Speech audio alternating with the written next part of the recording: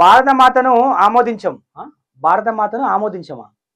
జై శ్రీరామ్ అనుభవం. భారత్ ఎన్నడూ దేశమే కాదు. డిఎంకే ఎంపీ రాజా వ్యాఖ్యలు. అరెస్టుకు బీజేపీ డిమాండ్. భారత మాతను ఆమోదించమా? డిఎంకే ఎంపీ రాజా వ్యాఖ్యలు. నువ్వు ఓనిరా బొచ్చుగా ఆమోదించమనవడం ఏ ఏ తొట్ల వంకార నువ్వు? జై శ్రీరామ్ అనవా? భారత మాతను ఆమోదించవా? ఆమోదించకపోతే దెంగే పాకిస్తాన్కు, ఆఫ్ఘనిస్తాన్ దెంగే. ఎవడా నేను ఉన్నామన్నది భారతదేశంలో? భారతదేశంలో ఉండాలంటే భారత్ మాతకి జై అనాలి, జై హింద్ అనాలి, జై శ్రీరామ్ అనాలి. రా దద్దమ్మ దొంగ నా కొడుక.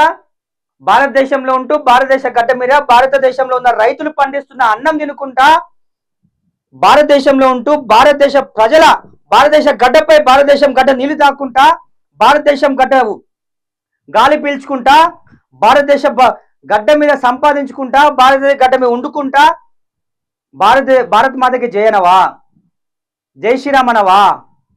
చెప్పు తీసుకొని కొడతారు దొంగ నా కొడుకులారా.